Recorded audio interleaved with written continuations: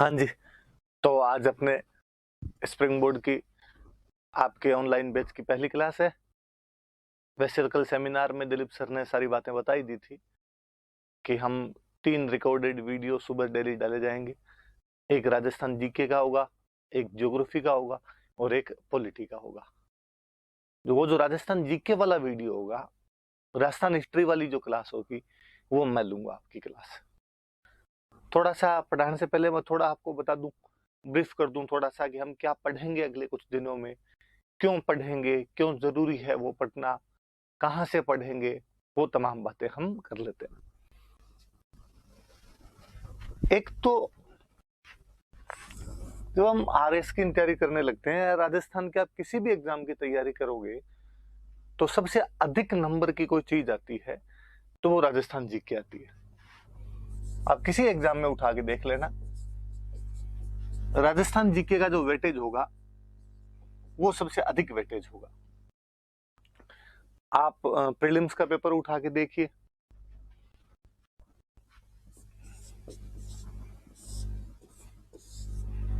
150 question आएंगे prelims में। आप देखोगे कि लगभग 25% से भी ज्यादा का जो रेशियो होगा वो राजस्थान जीके का रेशियो होगा। 200 नंबर का पेपर होगा ये।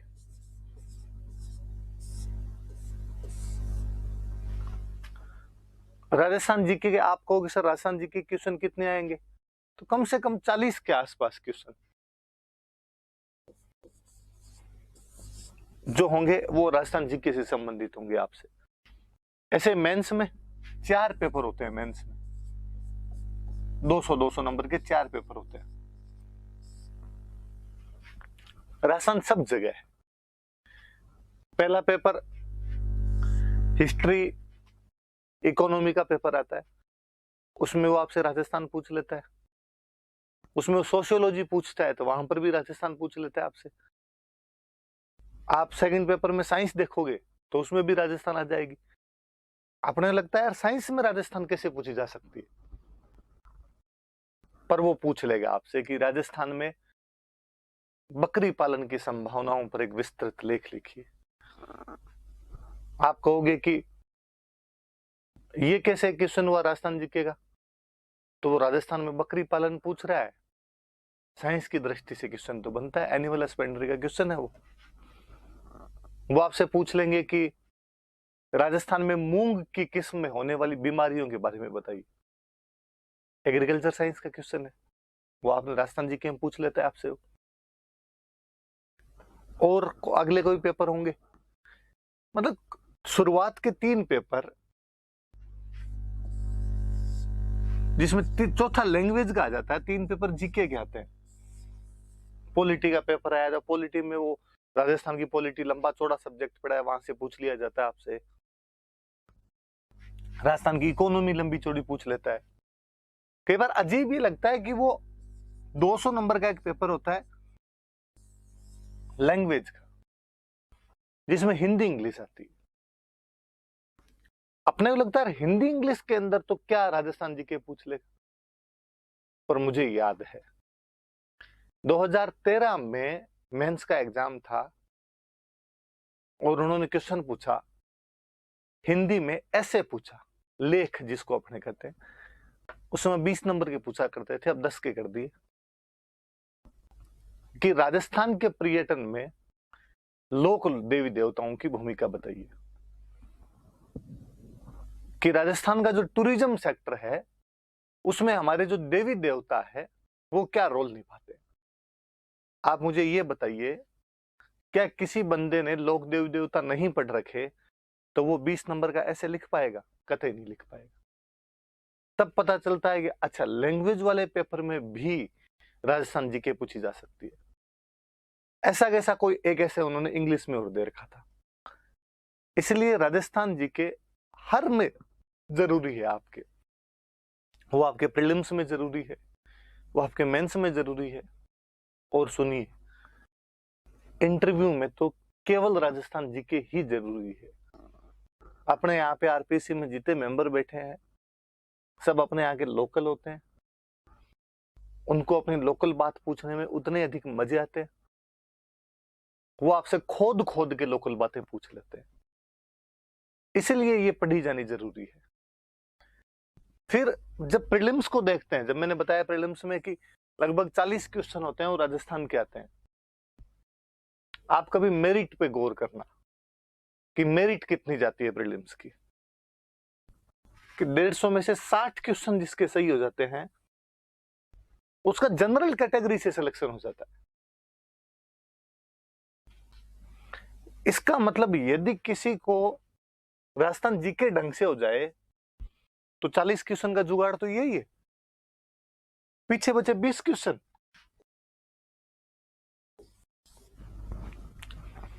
प्रत्येक व्यक्ति का कोई ना कोई एक सब्जेक्ट अच्छा होता है, उस सब्जेक्ट से संबंधित क्वेश्चन पूछे जाते हैं कि इकोनॉमी भी आएगी, पॉलिटी भी आएगी, ज्योग्राफी भी आएगी, मैथ्स रीजनिंग भी आएगी।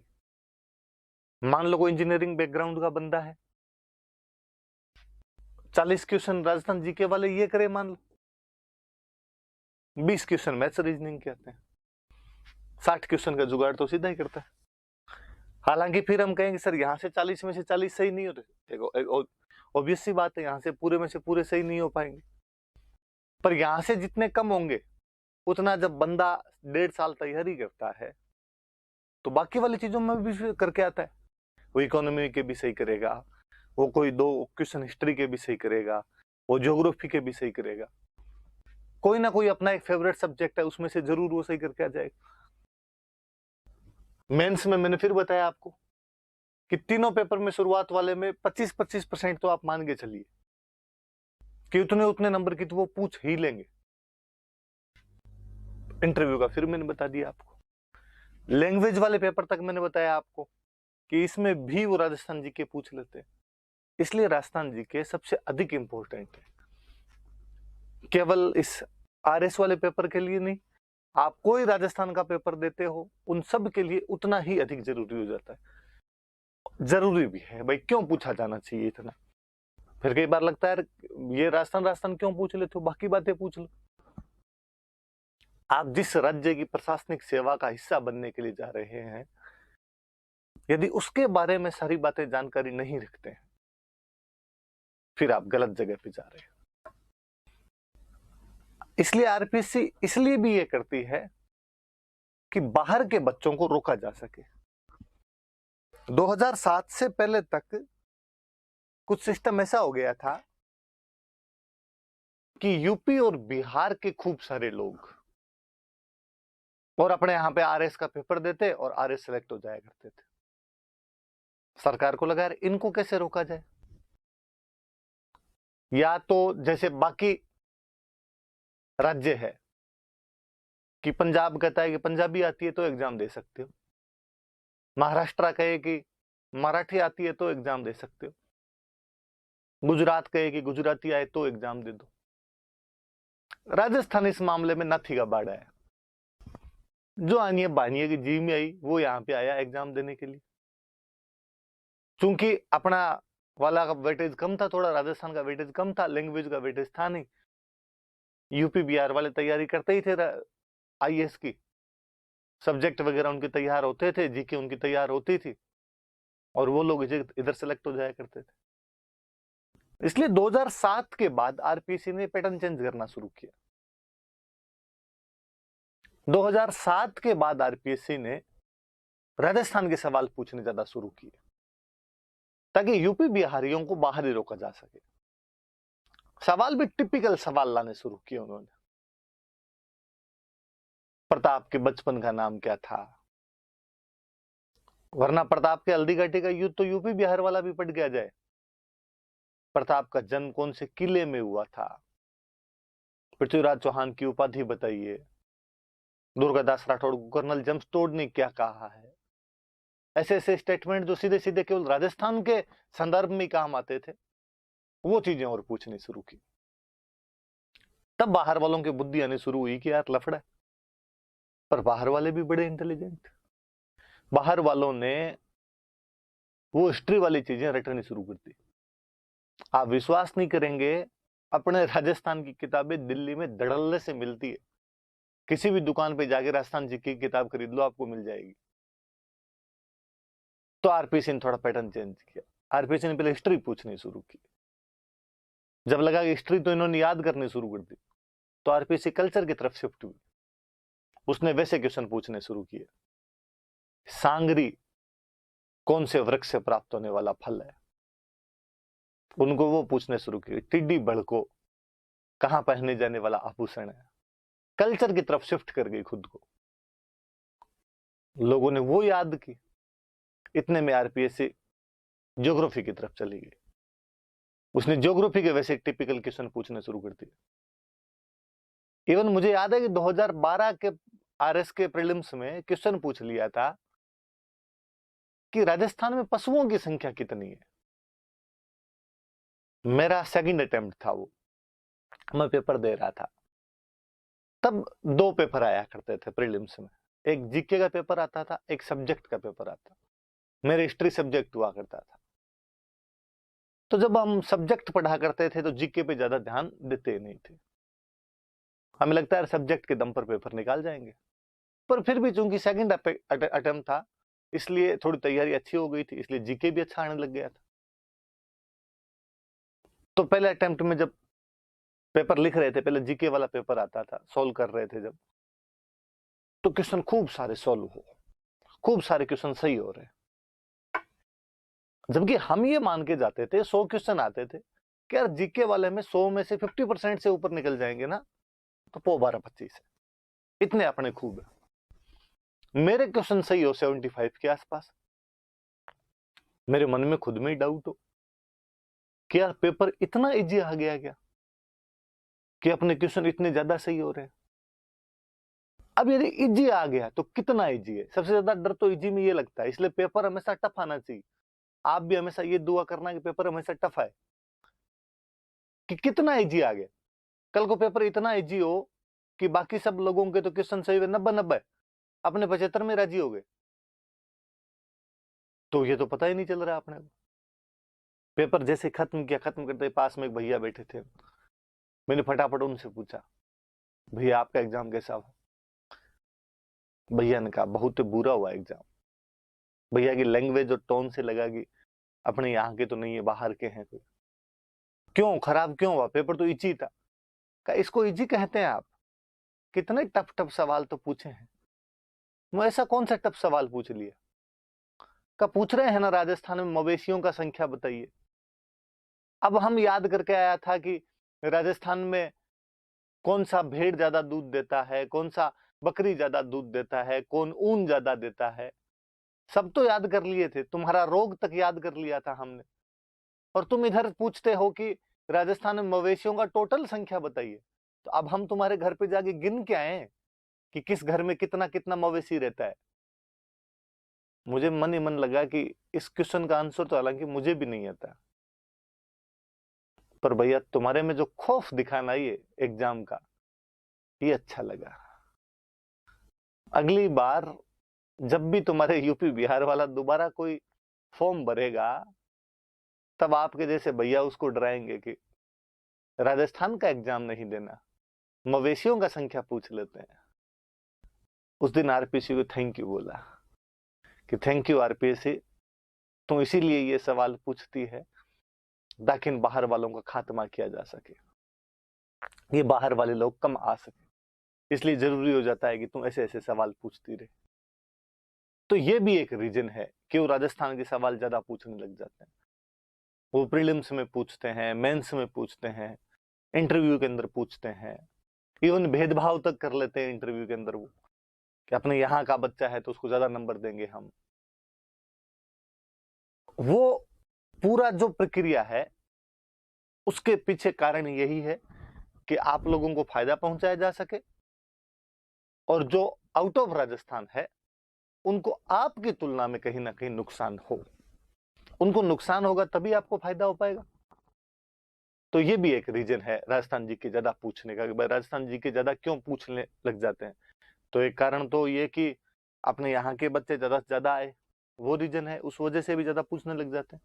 और बाहर वाले जो बच्चे हैं उनको किसी ना किसी तरीके से रोकने का कोई ना कोई उपाय तो अपने पास में होना चाहिए, तो वो ये उपाय निकाल लेते हैं। तो इस उपाय से भी उनको रोकने का प्रयास करते हैं।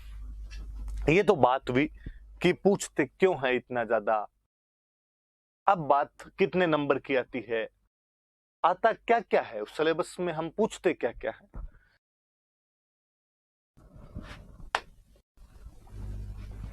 सिलेबस है मेरे पास में, प्री का सिलेबस है। तो मैं तो एक बात थोड़ी सी और बताता हूं।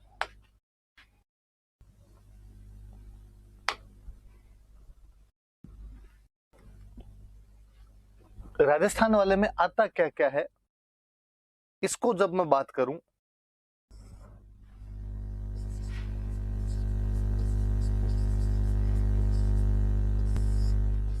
तो इसमें हम पढ़ेंगे हिस्ट्री, इसमें हम पढ़ेंगे आर्ट एंड कल्चर,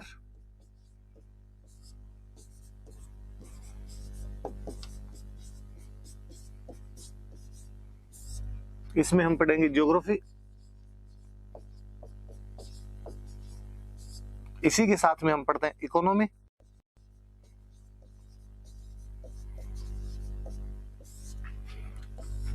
पॉलिटी,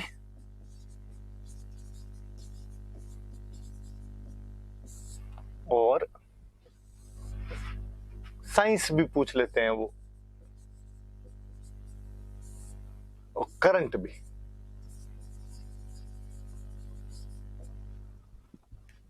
ये कुछ अलग अलग पोर्शन होंगे जो राजस्थान जीके में हम पढ़ेंगे। हम हिस्ट्री पढ़ेंगे, आर्ट एंड कल्चर देखेंगे, ये वाले दो वाले पोर्शन मैं पढ़ाऊंगा आपको। बाकी अलग अलग जो भी फैकल्टी आएगी वो आगे वाले सब तमाम चीजें पढ़ाती जाएगी।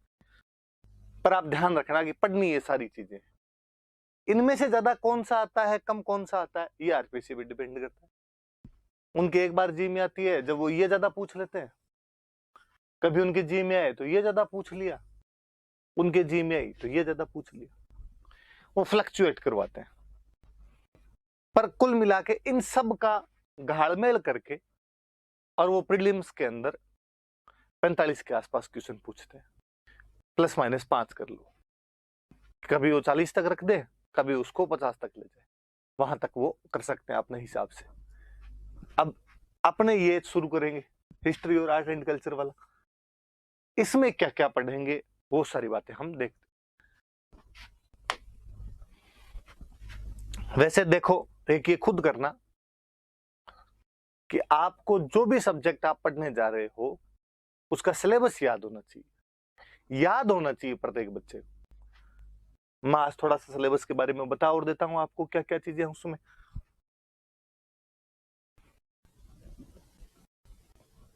प्रीलिम्स का सिलेबस लिखा हुआ है, पहली लाइन देखो लिखी हुई है कि राजस्थान के इतिहास की महत्वपूर्ण ऐतिहासिक घटनाएं, major landmarks in the history of Rajasthan. अब ये कह के उसने सब कुछ कह दिया, आगे वो नहीं लिखता ना तो भी उसको कोई आवश्यकता नहीं थी।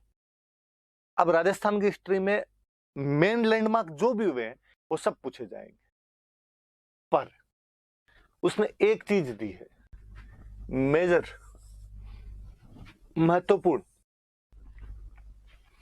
अक्सर क्या करता है स्टूडेंट, जब कंपटीशन की तैयारी करने लगता है तो राजस्थान जीके तो पक्का पढ़ता ही है,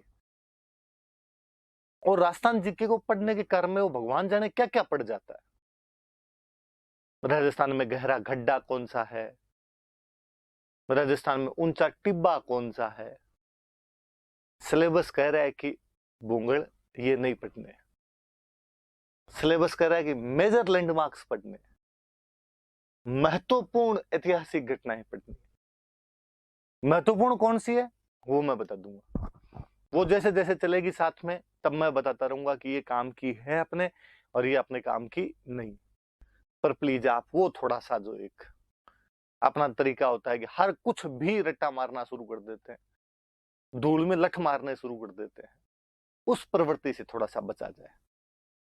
इतनी भी एक्सेसिव फैक्ट याद नहीं हो जाने चाहिए कि जिस दिन एग्जाम देने जाएं उस दिन समझ में नहीं आए कि क्या याद करके जाए इनमें से, क्या छोड़ के जाए इनमें से।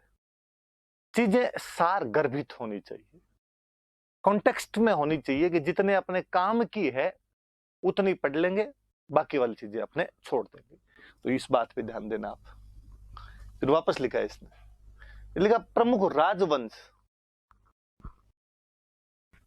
अब राजस्थान में तो राजवंशी थे भाई, राजस्थान का तो अपना राजस्थान नाम ही इसीलिए पड़ा हुआ है क्योंकि यहाँ पे राजपूत राजवंशों का अधिकार हुआ करता था। अब वो राजवंश कौन कौन से, खूब सारे राजवंश है, जैसे हम पढ़ेंगे गुहिल, राठौड़, चौहान, कछवाहा,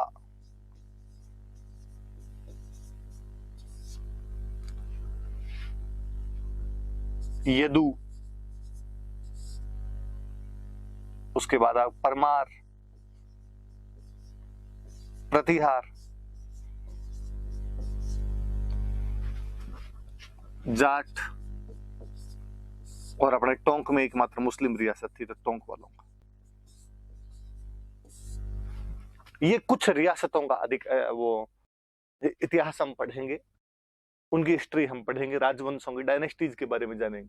कौन कौन से, तो गुहिल है, राठौड़ है, चौहान है, कछवाहा है, यदु, परमार, प्रतिहार, जाट, मुस्लिम, और भी कोई आ जाएंगे, रह जाएंगे। साथ में कई छोटे छोटे कई ऐसे पर्टिकुलर राजवंश रहे जिनका अधिकार केवल किसी क्षेत्र विशेष पर रहा और ये जानकारी उनके किसी अभिलेख से मिलती है। उस अभिलेख के अलावा उसके बारे में अपने पास में कोई भी जानकारी नहीं है, तो उनके बारे में भी हम पढ़ लेंगे। मैंने मोटी मोटी सी बात बताई। आगे बात लिखी हुई है उनकी प्रशासनिक व्यवस्था, एडमिनिस्ट्रेटिव, कि मंत्री कौन होते थे, राजा बनता कैसे था, राजा के बाद में अगला राजा कौन बनता था, उत्तराधिकार के नियम क्या क्या हुआ करते थे, राजस्व टैक्स कौन कौन से लिया करते थे, उनकी रेट क्या क्या हुआ करती थी, टैक्स लेने वाले कर्मचारी कौन कौन हुआ करते थे, कौन सी फसल पर कितने प्रकार के टैक्स लगाए जाते थे, और सामाजिक सांस्कृतिक मुद्दे, उनके टाइम में जो भी सामाजिक व्यवस्था रही थी, जो भी कोई कल्चरल बातें हुई थी उनके टाइम में, जो भी प्रथाएं चला करती थी, उन तमाम चीजों के बारे में पढ़ेंगे। ये सती प्रथा है तो राजवंशों से जुड़ी हुई प्रथा थी, इनके टाइम में खत्म हुई तो अब वो अपने आप में एक सामाजिक सांस्कृतिक मुद्दा हो गया, उसके बारे में अपने पढ़ लेंगे। तो ये सारी चीजें हम इस पहले टॉपिक में, तो ये पहला टॉपिक अपने आप में पूरी बातें कर देता है अपने को राजस्थान के इतिहास की। और देखते हैं, देखो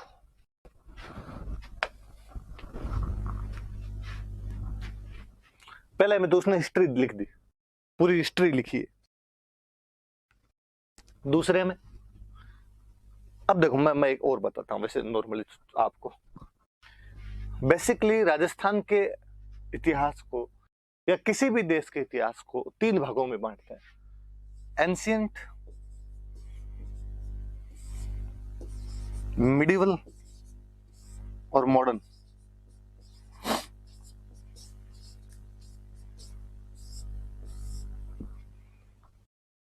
पुराना इतिहास अपना जो भी है उसे हम प्राचीन काल कहते हैं।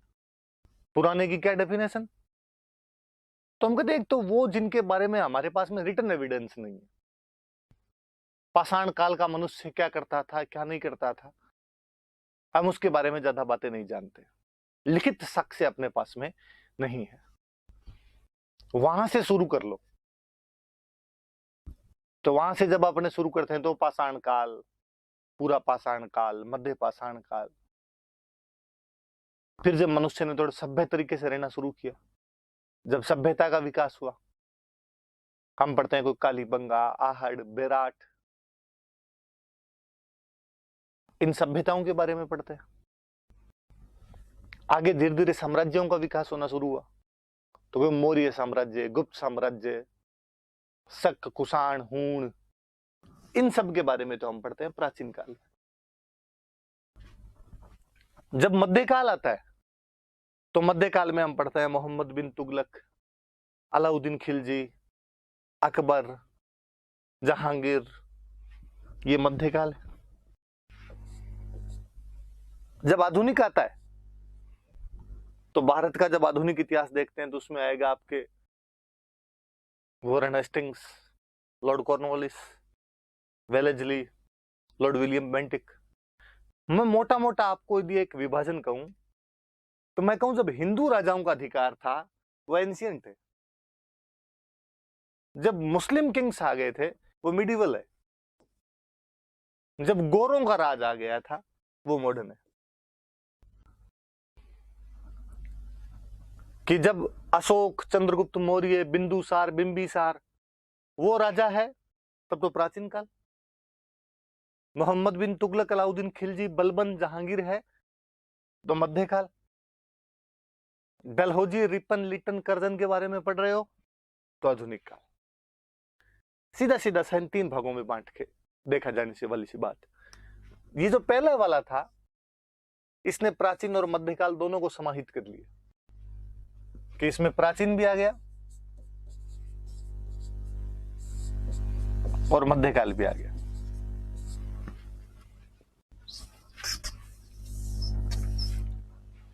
दूसरा, स्वतंत्रता आंदोलन, जन जागरण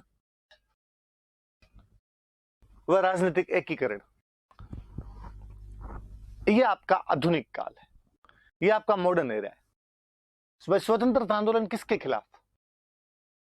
तो हम वैसे तो कहते हैं कि अंग्रेजों के खिलाफ, पर अपने देश में 2 स्थितियां थी।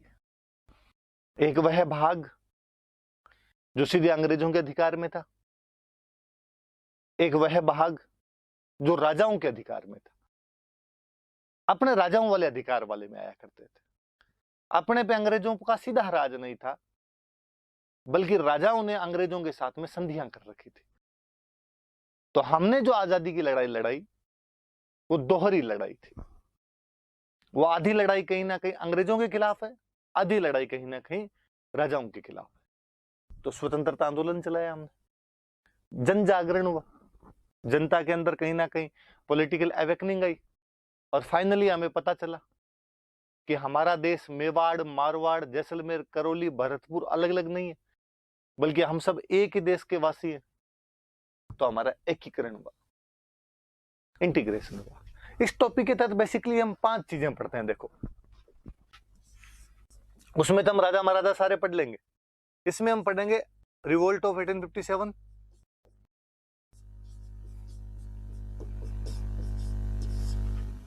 इसमें हम देखेंगे पीजेंट मूवमेंट,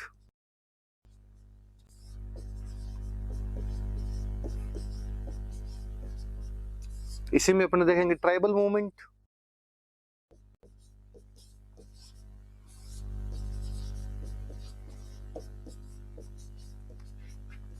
इसी में देखेंगे जनता का आंदोलन,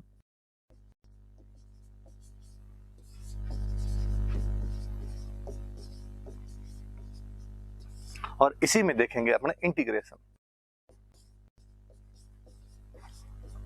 अब आपको इजीली समझ में आएगा कि इसमें अपने क्या क्या पढ़ेंगे। 1857 की क्रांति, किसान आंदोलन, जनजातीय आंदोलन, प्रजामंडल आंदोलन और एकीकरण, ये वाले टॉपिक इस दूसरे के तहत देखेंगे। पहले वाले में अपने राजा महाराजा देखेंगे, दूसरे वाले में ये राजा महाराजाओं के खिलाफ जनता लड़ी कैसे थी उसके बारे में हम पढ़ेंगे। अंग्रेजों के खिलाफ जनता कैसे लड़ी थी उसके बारे में अपने पढ़ेंगे।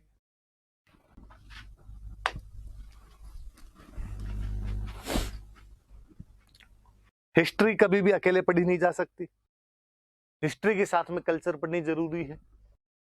कारण कि राजा महाराजाओं ने जितना भी डेवलपमेंट करवाया वो सारा कल्चरल डेवलपमेंट था, और वो डेवलपमेंट एंशिएंट और मिडिवल के अंदर हुआ। तो वो कौन कौन से डेवलपमेंट थे, कैसे हुए, उसके बारे में पढ़ते हैं। क्वेश्चन लिखा देखो सीधा सीधा, स्थापत्य कला की प्रमुख विशेषताएं, salient features of the architecture. आगे इसने बाकायदा आगे मैनेज किया है वापस, उसमें कह रहा है मैं 2 चीजें पूछूंगा, किले एवं स्मारक, मॉन्यूमेंट्स। मॉन्यूमेंट्स में क्या पूछेगा अगला? मॉन्यूमेंट्स में अपने से कोई पूछ लेगा महल, छतरियां। राजा महाराजा मरते तो उनके पीछे छतरियां बनती थी, राजा महाराजा अपने रहने के लिए महल बनवाते थे, सुरक्षा के लिए जो बनवाते वो तो किले, रहने के लिए जो बनवाते वो महल हुआ करते थे। तो उनके बारे में अपने तमाम जानकारियां पढ़ेंगे कि वो महल कौन कौन से बने, किस किस ने बनवाए, उनकी क्या क्या विशेषताएं हैं। और कई बार सीधा क्वेश्चन उठा के पूछ लेते हैं। मुझे याद है 2013 वाले उसी मेंस के एग्जाम में क्वेश्चन था गागरोन किले के स्थापत्य कला की विशेषताएं बताइए। सिलेबस का पॉइंट है स्थापत्य कला की प्रमुख विशेषताएं। उसने गागरोन किले की पूछ ली, क्योंकि उससे थोड़े दिन पहले गागरोन किला तथा राजस्थान के 5 अन्य किलों को यूनेस्को की विश्व विरासत सूची में शामिल किया गया था। तो करंट का वो वैसे ही हो रखा था, हिस्ट्री से अगले ने जोड़ दिया, सिलेबस का सीधा सीधा पॉइंट था, उन्होंने उठा के पूछ लिया। इसलिए भी सिलेबस के पॉइंट पिन पॉइंट दिमाग में रहने चाहिए, ताकि अपने दिमाग में रहे कि वो क्वेश्चन कहां से उठा सकता है और किस प्रकार का क्वेश्चन उठा सकता है। आगे देखते हैं। आगे अगले इनका कलाएं, चित्रकलाएं और हस्तशिल्प। अब कला खूब प्रकार की, किसी प्रकार की कला पूछ सकती है, पर उसने फिर भी इसने वैसे इसने अलग से करना चाहिए था, इसको इसने किया नहीं। बाकी इससे कहने का मतलब है कि कला में वो चित्रकला और हैंडीक्राफ्ट आपसे पूछेगा। बाकी कला और कौन सी हो सकती है, तो बाकी मूर्ति कला हो सकती है, स्कल्पचर के बारे में, या अपने राजस्थान में गांव में जो लोक कला होती है कि कोई मांडने हैं, कोई थापे बनाने हैं, उसके बारे में वो आपसे पूछ सकता है। पर बड़े तौर पर वो चित्रकला और हस्तशिल्प से क्वेश्चन पूछता है आपसे। और चित्रकला का क्वेश्चन तो मैं आरएस में हर बार देखता हूँ, बोले या तो प्री में पूछ लेता है या मेंस में पूछ लेता है, पर अच्छे क्वेश्चन पूछता है यहाँ से। अगले ने कहा कि राजस्थान के साहित्य की महत्वपूर्ण कृतियां। ये वाला जो टॉपिक है ना, राजस्थान के साहित्य की महत्वपूर्ण कृतियां, ये अपने जब ये पहला पढ़ेंगे तब खूब सारी काम आएगी, क्योंकि राजा महाराजाओं के दरबार में खूब सारे राइटर्स हुआ करते थे और वो खूब सारी बुक्स लिखा करते थे। तो ये वाला टॉपिक वहां पर अपने काम आ जाएगा। वहां पर जितनी बुक्स होगी उतनी पढ़ लेंगे, फिर जो बच जाएगी वो इसमें पढ़ लेंगे अपने। एक लिखा हुआ क्षेत्रीय बोलियां कि मारवाड़ी, ढूंढाड़ी, हाड़ोती, मेवाड़ी, मेवाती, वागड़ी, ये जो अलग अलग बोलियां बोली जाती है अपने, इनके बारे में हम पढ़ेंगे। इनमें कौन कौन सी रचनाएं लिखी गई, इन बोलियों में क्या अंतर है। तो प्री में क्वेश्चन आए तो कैसा आएगा, मेंस में क्वेश्चन आए तो कैसा आएगा, वो तमाम बातें हम देखेंगे।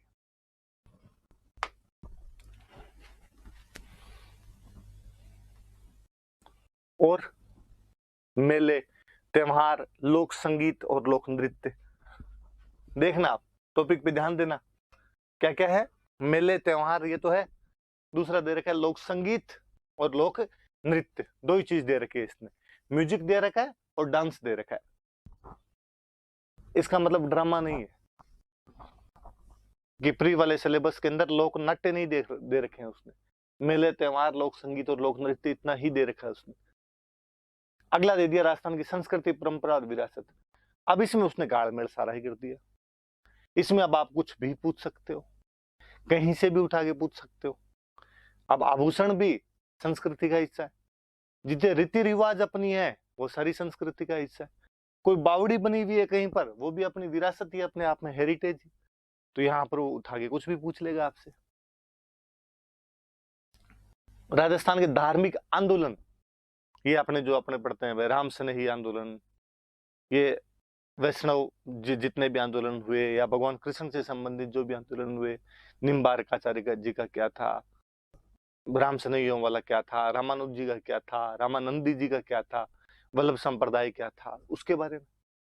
संत और लोक देवता, फिर याद रखना यहाँ पे लोक देवियां नहीं है, सिलेबस में उसने अलग से मेंशन नहीं की कि लोक देवियां। पर्यटन स्थल जो भी बच जाए, हवा महल पर्यटन स्थल है, चित्तौड़ का किला एक पर्यटन स्थल। राजस्थान के प्रमुख व्यक्तित्व, वैसे तो व्यक्तित्व हम साथ साथ में पढ़ लेंगे कि जब राजा पढ़े तो राजाओं वाले व्यक्तित्व आ गए, जब मॉडर्न राजस्थान पढ़ेंगे तो ये विजय सिंह पथिक, केसरी सिंह बारठ, जोरावर सिंह बारठ, ये तमाम व्यक्तित्व आ जाएंगे। फिर भी लास्ट में कुछ बच जाएंगे, वो सारे अपने यहाँ पर लिख लें। ये आपके प्री का सिलेबस था कि प्री में वो क्या क्या बातें पूछ सकता है। कमोबेश ये की ये चीजें मेंस में है, ज्यादा कोई अंतर उसने नहीं किया है। फिर भी मोटे मोटे तौर पे उसने थोड़ा तोड़ दिया, तो हम वापस देख लेते हैं। उसने दिया कि प्राग ऐतिहासिक काल से लेकर 18वीं शताब्दी के अवसान तक,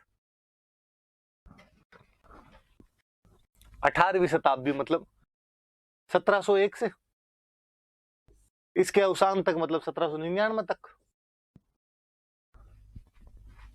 यह उसका और ज्यादा अच्छा करने का रीजन यह है कि जब 1818 में राजस्थान के राजाओं ने अंग्रेजों के साथ में संधियां करनी शुरू कर दी थी, तब तक की हिस्ट्री, उसके बाद वाली नहीं।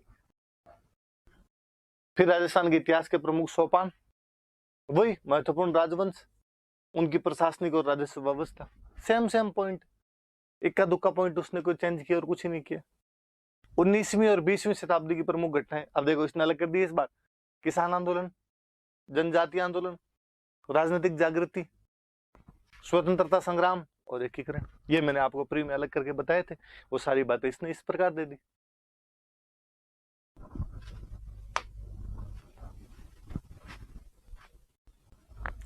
राजस्थान की हेरिटेज वापस हुई, प्रदर्शन और ललित कला, तो सारे आपके लोकगीत, लोक नृत्य, लोक नाट्य, वाद्य यंत्र, ये सारे के सारे आपके परफॉर्मिंग और फाइन आर्ट्स के अंदर आएंगे।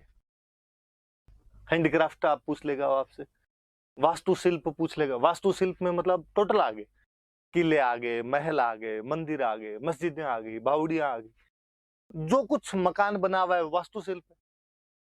मेले, त्योहार, लोक संगीत, लोक नृत्य, वापस वो बातें जो मैंने भी समझाई आपको। वही राजस्थान के साहित्य की महत्वपूर्ण कृतियां और राजस्थान की बोलियां, राजस्थान के संत, लोक देवता और महत्वपूर्ण विभूतियां, ये आपके सिलेबस है प्री और मेंस का। मोटी मोटी मैंने बात बता दी कि कौन सी टॉपिक छोड़ने वाले से हैं, कि ये थोड़े से नहीं पूछे जाते हैं, बाकी वाली चीजें मैंने आपको बता दी कि इसमें क्या पूछे जाने लायक है। जो भी इंपॉर्टेंट चीजें होगी वो तमाम अपने साथ में बातें करते चलेंगे, वो पढ़ते चलेंगे। मतलब थोड़ा सा आज हम पढ़ें भी थोड़ी सी चीजें, कि जब हम राजस्थान की हिस्ट्री शुरू करेंगे तो क्या है इसमें क्या नहीं है, वो बात मैं बताता हूँ। इंट्रोडक्शन, किसका इंट्रोडक्शन? तो राजस्थान का इंट्रोडक्शन। राजस्थान के बारे में बताऊं मैं आपको कि हम वास्तव में हम हमारे राजस्थान के बारे में नहीं जानते। एक लाइन कहती है कि राजस्थान शब्द जो है, इस शब्द का सबसे प्राचीन उल्लेख कोई मिला है, सबसे ओल्डेस्ट जानकारी अपने को इसकी मिलती है, तो एक अभिलेख प्राप्त होता है, बसंतगढ़ अभिलेख। अभी मैं बसंतगढ़ अभिलेख की और बातें बता दूंगा आगे। वहां से एक जानकारी प्राप्त होती है और एक किसी अधिकारी का नाम लिखा हुआ है जहां पर राजस्थानी आदित्य शब्द यूज में आता है। तो कोई पूछे कि राजस्थान का वह अभिलेख जो सबसे पहले राजस्थान शब्द को मेंशन करता है, तो अभिलेख कौन सा है? तो बसंतगढ़ अभिलेख है। दो तीन बातें याद रखने वाली है। तो बसंतगढ़ अभिलेख में सबसे पहले राजस्थान शब्द का उल्लेख मिला है राजस्थानी आदित्य नाम से। फिर 1800 ईस्वी में जॉर्ज थॉमस नाम करके एक अंग्रेज था, उसने सबसे पहले अपने लिए एक शब्द यूज में लिया था, राजपुताना। राजपुताना शब्द यूज में लिया था अपने लिए। फिर 1829 में आपका जो कर्नल जेम्स टोड है, वो इसके लिए दो शब्द यूज में लेता है। वो या तो इसको कहता है रायथान या वो कहता है राजस्थान। दोनों का मतलब वो ये राजाओं का स्थान। रायथान का भी राय या राजा, राजा की उपाधियां हुआ करती थी राय, तो राजस्थान कहते थे, राजस्थान कहा करते थे। तीन बातें आई देखो कि राजस्थान शब्द का पहला उल्लेख तो बसंतगढ़ अभिलेख, राजपुताना शब्द तो जॉर्ज थॉमस ने यूज करना शुरू किया, और कर्नल जेम्स टोड ने सबसे पहले इसको राजस्थान या राजस्थान कहा था। हालांकि ये जो बसंतगढ़ अभिलेख में अपने को ये शब्द प्राप्त होते हैं, यहां पर राजस्थान का मतलब आज वाला राजस्थान नहीं है। तब राजस्थान का मतलब इस भूभाग के लिए राजस्थान शब्द यूज में नहीं लिया हुआ है कि हम जिस भूभाग को आज राजस्थान कहते हैं उसको बसंतगढ़ अभिलेख ने राजस्थान कह दिया। नहीं, उनके लिए था राजाओं का स्थान, राज्य। किसी भी राज्य में कोई अधिकारी होता तो उसको राजस्थानी कह दिया करते थे, तो वो उस लिहाज से यूज में लिया हुआ है। इसलिए हम कहते हैं कि हमारा जो राजस्थान शब्द है वो पहली बार किसी ने यूज में लिया था, तो हम कहते हैं कर्नल टोड ने लिया था। और इसलिए हम कहते हैं कर्नल टोड है वो हमारे राजस्थान के इतिहास के पितामह है, grandfather of Indian Rajasthan history है। और बड़ी जोरदार सी बात है कि एक बाहर से आया हुआ आदमी जिसको अपने से कोई ज्यादा लेना देना नहीं था, मैं आगे अभी बताऊंगा कि वो एक अंग्रेजों के अफसर के रूप में यहाँ पर आया हुआ था, पर उसने जब अपनी बुक लिखी तो उसमें उसने राजस्थान को मेन कॉन्टेक्स्ट बनाया, राजस्थान की तमाम जानकारियां लिखी, तो उसमें वो ये सारी बातें लिखता है। तो 3 बातें याद रखना भाई, इनके बारे में अभी और पढ़ेंगे हम।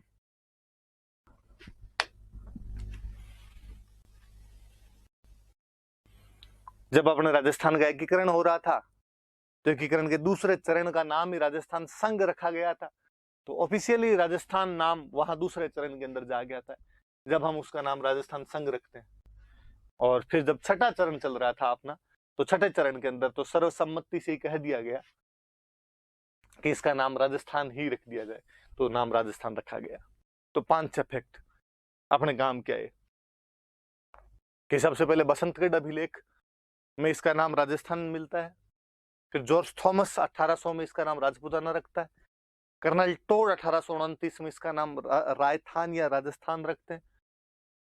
एकीकरण के दूसरे चरण में इसका नाम राजस्थान संघ था और एकीकरण के छठे चरण में 26 जनवरी 1950 को सर्वसम्मति से इसका नाम राजस्थान ही रख दिया गया था कि भाई इतने लंबे टाइम से जब राजस्थानी नाम आप देख रहे हो तो इसका नाम क्या रख दो, तो राजस्थानी रख दो। अब थोड़ी बातें देखो बसंतगढ़ अभिलेख के बारे में। बसंतगढ़ अभिलेख कहाँ का है, किसका है, उसकी बातें। वैसे तो हम ये अभिलेख साथ साथ में जब राजवंश पढ़ेंगे तब अभिलेख और पढ़ेंगे, तब ये बातें और आ जाएगी। पर चूंकि बसंतगढ़ अभिलेख नाम आया तो होता क्या है कि अक्सर जब भी हमारे कहीं दिमाग में नाम आता है तो फिर हमारे दिमाग में कुछ रनी उठती है और हमें लगता है ये वाला क्या है, ये क्या चीज है, हम उसके बारे में जानना चाहते हैं। ये सिरोही में एक जगह पड़ती है बसंतगढ़, जहां से अभिलेख मिला। वहां पर एक माता जी का मंदिर है, खिमेल माता का मंदिर कह दो या श्यामकरी माता का मंदिर है, जहां से ये अभिलेख प्राप्त होता है। ये अभिलेख जब मैं ये वो राजवंश वगैरह पढ़ेंगे तब और पढ़ेंगे इसके बारे में, पर इतनी जानकारी तो अपने याद ही रखना कि बसंतगढ़ अभिलेख कहां से प्राप्त हुआ, तो खिमेल माता मंदिर या छेमकरी माता मंदिर से बसंतगढ़ अभिलेख प्राप्त होता है। किसकी जानकारी है? 2 बंदे, एक तो राजिल और एक उसके पिताजी सत्यासरे, इनकी जानकारी है। सत्यासरे कौन था? तो लिखा हुआ है अर्बुद देश का स्वामी। अर्बुद देश किसको कहते हैं? तो आबू को अपने अर्बुद देश कहते हैं। तो राजिल और सत्यासरे की जानकारी है, सत्यासरे अर्बुद देश का स्वामी था। फिर है कि राजिल जो था ये चावड़ा राजा हुए थे, वरमलात, उनका सामंत था। तो अब आपने इनके बारे में पढ़ेंगे जब आगे चावड़ा वंश पढ़ेंगे पूरा, कि चावड़ा वंश था, इनकी राजधानी हुआ करती थी भीनमाल। तो तब मैं आपसे वापस पूछूंगा कि चावड़ा वंश की जानकारी देने वाला एक अभिलेख भी अपने को मिला था, कौन सा अभिलेख था? तब आपके दिमाग में आ जाएगा इस तरह जो पहली क्लास में हमने पढ़ा था बसंतगढ़ अभिलेख, जो कि खिमेल माता मंदिर या छेमकरी माता मंदिर से प्राप्त हुआ, जो कि राजिल और उसके पिता सत्यासरे जो कि अर्बुद देश का स्वामी था की जानकारी देता है। और वो जो राजिल था वो वरमलात का सामंत था। वरमलात कौन है? तो वरमलात चावड़ा वंश का राजा था। चावड़ा वंश की जानकारियां पढ़ेंगे तब इसकी मैं कई बातें और बता दूंगा, अभी इतनी बातें इसकी याद रखना। इस अभिलेख के अंदर राजस्थान का नाम सबसे पहले अपने को मिलता है।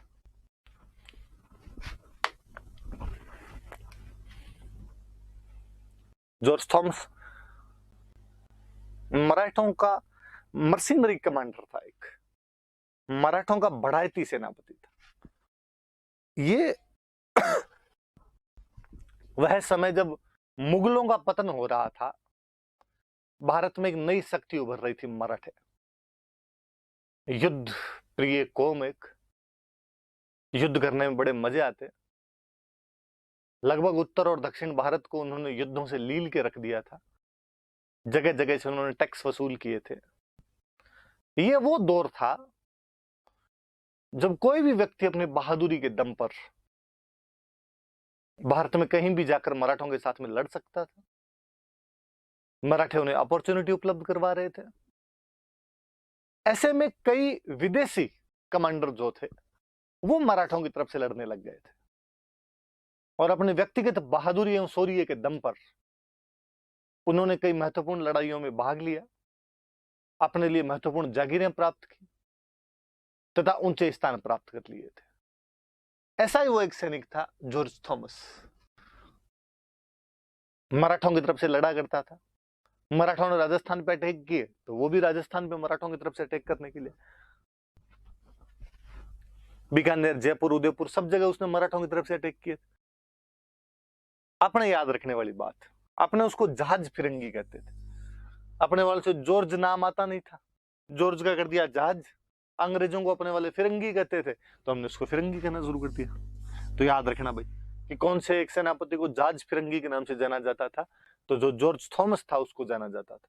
और जॉर्ज थॉमस तो देख लो इतना पॉपुलर हो गया था या इतना शक्तिशाली हो गया था कि इसने हरियाणा में अपने एक जगह पड़ती है हांसी, वहां पर अपना बाकायदा किला बना लिया था, अलग से राजा बन गया था, मराठों से भी अलग हो गया था। ये वो दौर था जो कोई भी 2000 सैनिकों के साथ में अपनी रियासत खड़ी कर सकता था। चारों तरफ भारत में अव्यवस्था और उच्छृंखलता का माहौल हुआ करता था।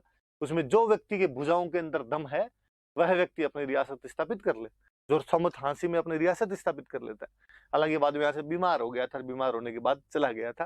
पर याद रखना वो जब राजस्थान पर उसने अटैक किए थे 1800 के आसपास में, जब वो राजस्थान पर अटैक करता है, तो उसके जो अटैक के संस्मरण थे, उसके जो राजस्थान के में यहाँ के जो कारनामे थे, वो एक व्यक्ति ने एक बुक में लिखे, विलियम फ्रैंकलिन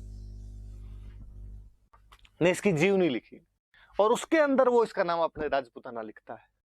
विलियम फ्रैंकलिन ने जीवनी लिखी, जीवनी का नाम है military memoirs of George Thomas. 1805 के अंदर ये जीवनी लिखी गई थी। तो ये भी याद रखना भाई कि जॉर्ज थॉमस की जीवनी किसने लिखी थी, तो इसकी जीवनी आपके विलियम फ्रैंकलिन ने लिखी थी 1805 में। क्या नाम था उसका, तो उसका नाम है military memoirs of George Thomas नाम था उसका। और ये जब अटैक करने के लिए आया राजस्थान में, चूंकि राजपूत राजाओं का अधिकार था इसलिए इसको राजपूताना कहा करते थे। ये था भी अपने कि तेलंग लोग जहां पे तेलंगाना, गोंड लोग जहां पे गोंडवाना, तो जहां राजपूत लोग थे वो राजपूताना। तो उसने अपने जब किताब लिखवाई, उसको जीवनी बताई, तो उसने कहा भाई मैंने राजपूताना पर अटैक किया था। फिर वही नाम हो गया उसका, जहाज फिरंगी, और एक जीवनी का नाम। कर्नल टोड पश्चिमी राजस्थान की रियासतों का पॉलिटिकल एजेंट बनाकर भेजा गया था।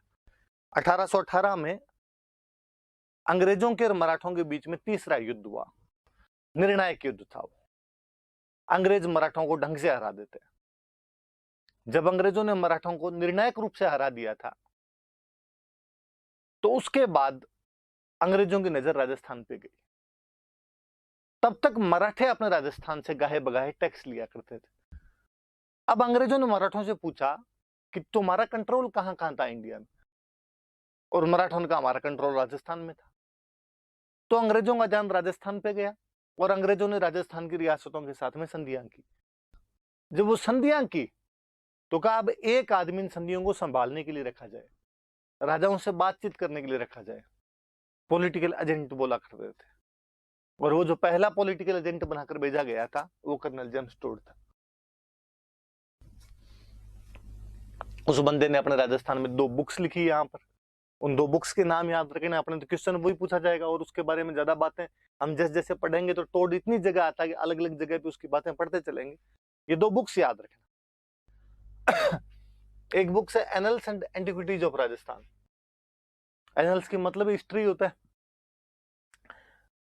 और इसी किताब का एक नाम और the central and western Rajput states of Rajasthan.